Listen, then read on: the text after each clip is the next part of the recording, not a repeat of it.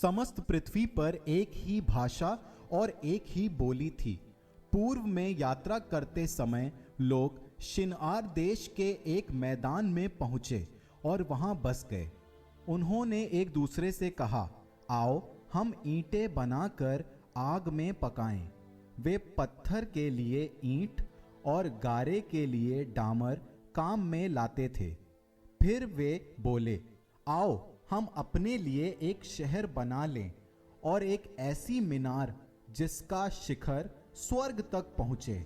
हम अपने लिए नाम कमा लें जिससे हम सारी पृथ्वी पर बिखर ना जाएं।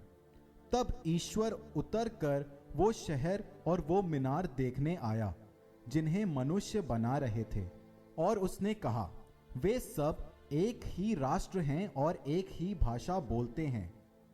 ये तो उनके कार्यों का आरंभ मात्र है।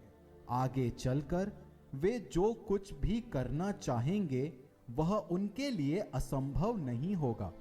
इसलिए हम उतरकर उनकी भाषा में ऐसी उलझन पैदा करें कि वे एक दूसरे को ना समझ पाएं। इस प्रकार ईश्वर ने उन्हें वहां से सारी पृथ्वी पर बिखेरा और उन्होंने अपने शहर का निर्माण अधूरा छोड़ दिया।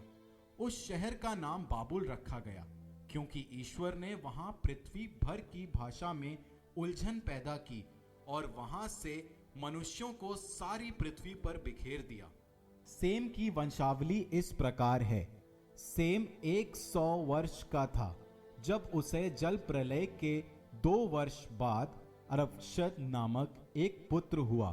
अरफक्षद के जन्म के बाद सेम 500 वर्ष और जीता रहा तथा उसे और पुत्र तथा पुत्रियां हुईं। अरफक्षद 35 वर्ष का था जब उसे शेला नामक एक पुत्र हुआ। शेला के जन्म के बाद अरफक्षद 403 वर्ष और जीता रहा तथा उसे और पुत्र तथा पुत्रियां हुईं। शेला 30 वर्ष का था जब उसे एबेर नामक एक पुत्र हुआ। एबेर के जन्म के बाद शेला 403 वर्ष और जीता रहा तथा उसे और पुत्र तथा पुत्रियां हुईं। एबेर 34 वर्ष का था जब उसे पेलेग नामक एक पुत्र हुआ। पेलेग के जन्म के बाद एबेर 430 वर्ष और जीता रहा तथा उसे और पुत्र तथा पुत्रियां हुईं। पेलेग 30 वर्ष का था जब उसे रऊ नामक एक पुत्र हुआ।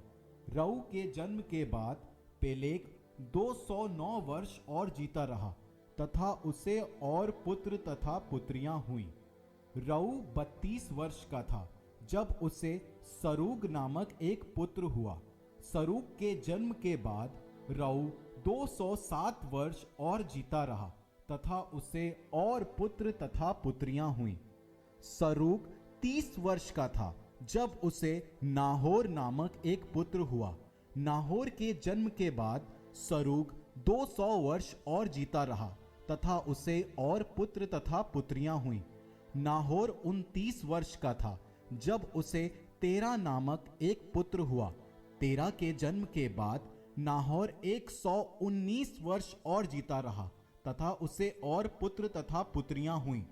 तेरा 70 वर्ष का था जब उसे अब्राम, नाहोर और हारान नामक पुत्र हुए। तेरा की वंशावली इस प्रकार है। तेरा के अब्राम, नाहोर और हारान नामक पुत्र हुए। हारान को लोट नामक पुत्र हुआ। अपने पिता तेरा के जीवन काल में खलदैया देश के ऊर नगर में जो उसकी जन्मभूमि थी हारान की मृत्यु हुई। अब्राम और नाहोर ने विवाह किया। अब्राम की पत्नी का नाम सारै और नाहोर की पत्नी का नाम मिल्का था। मिल्का हारान की पुत्री थी। हारान मिल्का और यिस्का दोनों का पिता था।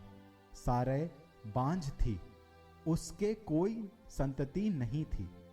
तेरा अपने पुत्र अब्राम, हारान के पुत्र अपने पौत्र लोट और अपनी बहू सारै को जो उसके पुत्र अब्राम की पत्नी थी सबको साथ लेकर और खलदैया देश का ऊर नगर छोड़कर कनान देश के लिए रवाना हुआ। किंतु हारान पहुंचकर वे वहीं रहने लगे। तेरह 205 वर्ष का था जब हरान में उसकी मृत्यु हुई।